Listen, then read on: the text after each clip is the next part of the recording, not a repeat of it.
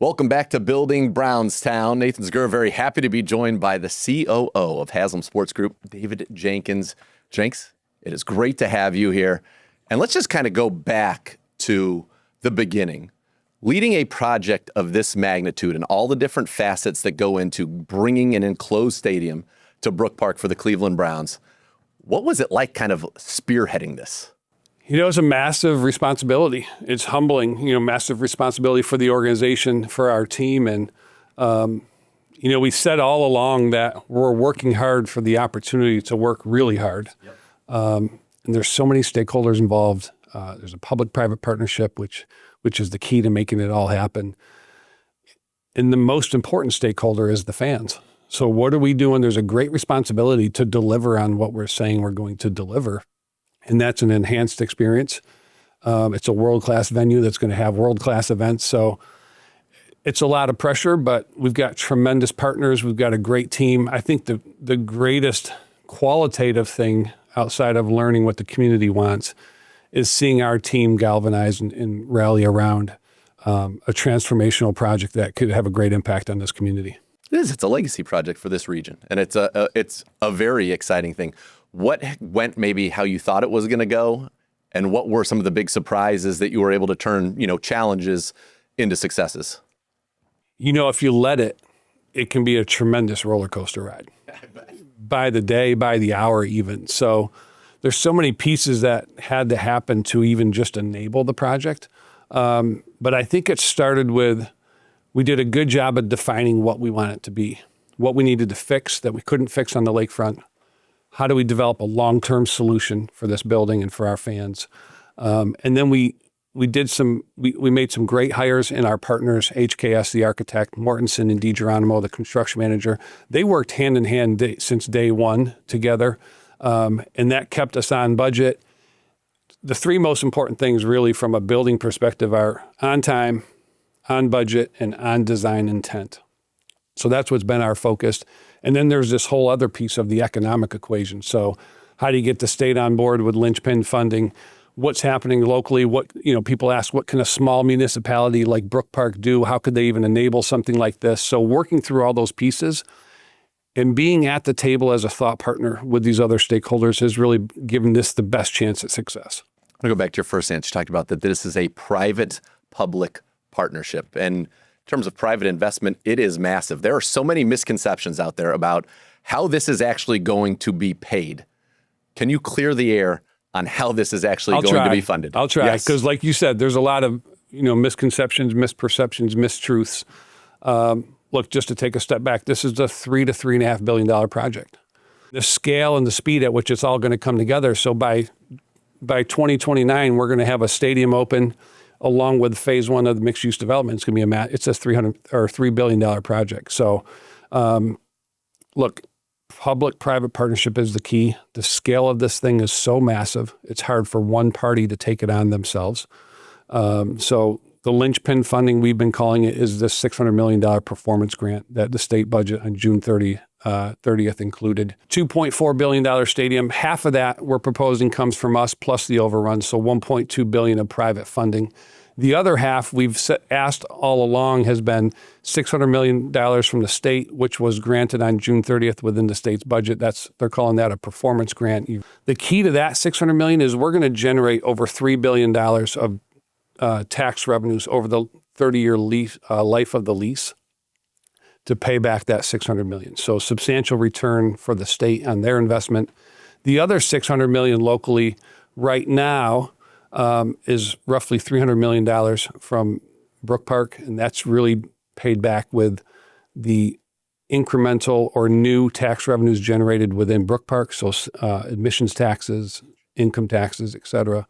And then there's this other $300 million that gets talked a lot about, which is we've asked the county, the most efficient use of tax dollars generated is to leverage the county's balance sheet, their creditworthiness to issue the bonds. To date, they've obviously said that they don't want to participate, so we are preparing to go. But make no mistake, the most efficient and the best outcome for the community is to have the county participate. And if they don't, the Haslams are going to put that money up. But their participation creates the most excess or unused tax revenues that could be used for other community initiatives. So we certainly hope that that is the ultimate solution. Still a willingness to get to the table and talk about it and find the right solution. All right, excellent. So as we move forward, we got fans who are very excited, obviously, about the fact that we're going to have this enclosed stadium, the enclosed Huntington Bank Field in Brook Park. We've talked already about, some of the things that will be there, the wall for the dog pound, from the floor to the roof, and those exciting things. What is it going to look like when fans actually want to get into that building? Let's start with our existing season ticket holders. How's that process going to look for them to take what they've got now and try to replicate that or enhance that, better that, and seats are closer to the field than they will be in any other stadium on planet Earth? How do they go about continuing their support of the Cleveland Browns and being in that building? So one of the greatest chances to stay involved with us for the next few years. But as we go on sale next year, existing season ticket members will have first priority on new products. So we'll work with our season ticket member reps along with our season ticket members to find the product that works for them. We will have a wide range of products and price points. So we're really excited about what a new building, a clean slate, being able to design something for everybody can do. And then if there are people that say, you know what, I want to jump in 2029, that's when I'm going to start, new building, all that excitement. What will the process look like for people who are not existing season ticket holders when we move to the enclosed stadium? So we'll give priority, like I said, to season ticket members. And once all of that has been, so we have over 20,000 season ticket members buying today 60,000, 64,000 season tickets. Once they've had their chance, then others can get in line. So basically, get in now. Right, get in now, exactly. So that you can get into the building when it's there. For people who are curious about, we have so much technology. We've seen the renderings and we've seen kind of these computer models and the flyovers and all of that looks so cool.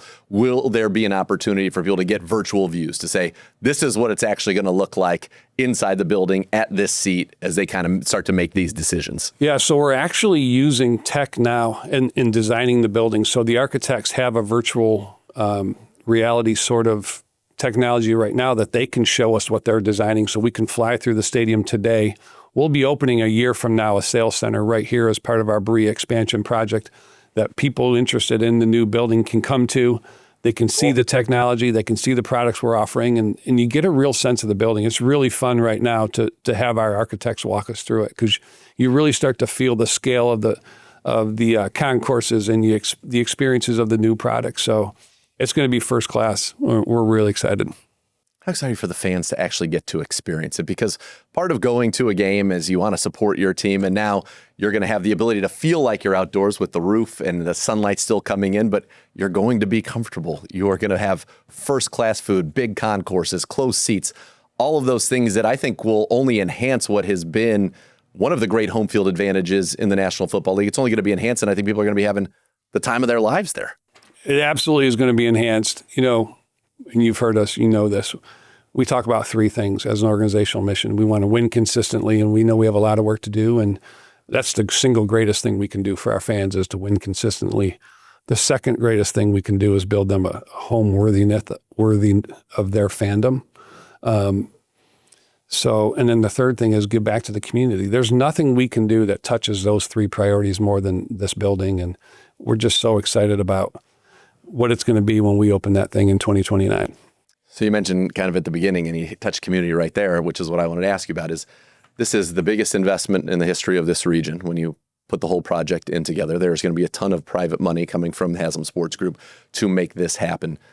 What are the economic benefits that you see kind of beyond the Sundays, right? And there are going to be so many more events that are going to be able to be brought here, big events that are going to be able to be brought here. But just for this region to have what is truly, for a time, this is going to be the greatest stadium on planet Earth. I mean, that's just what it's going to be. Time, absolutely. To have that here in Northeast Ohio, and then what kind of that ripple, which a massive ripple, is going to have for the surrounding communities. There's the quantitative measure of what this building can do, and that's the 6,000 construction jobs. It's the 5,000 permanent jobs. It's the $1.3 billion of annual economic impact it's going to drive for this region. The protected experience, it's the home field advantage. It's the source of pride for this community. And then when you put those two things together, it's going to bring events to this community that we've never thought of. Even having a sea of parking around the building allows you one more economic lever to attract that major concert or to attract that major event. So we're thinking long-term about how we maximize the use of the new Huntington Bank Field and drive experiences for the entire community. So we had 3 major events last year at the current stadium. We had a Billy Joel concert, we had the Rolling Stones, and then we had the WWE SummerSlam. 85% of the attendees across those 3 events, it was their first time coming to the building. So it proves that you can do more than just sports. You can do more than just football in these stadiums, and you can drive real usage that affects the entire community. It's bringing money into the region for all the people coming in for these events. You mentioned a point of pride. I always think about, and this is just me, and I talked about it with the Haslams and obviously with JW and Whitney as well, but when you fly into a city, like say you fly into LA and you fly right by SoFi, it catches your eye. You're like, whoa, that is awesome. I know everybody wanted it to be downtown. It ended up not being feasible. I think the fact that it's going to be there when people fly in and fly out of this city and they see that stadium, when you flying back home and you're like, yeah, that's our stadium. We're going to have all these big events here. We're going to have great Browns games, playoff games, hopefully all of it. I think that's so cool. I think that's one of the neatest things about this. It's the first thing you see when you fly into Cleveland. It's the last thing you see when you fly out. And it's surrounded by 1,200 apartments, several 100,000 feet of retail, experiential retail.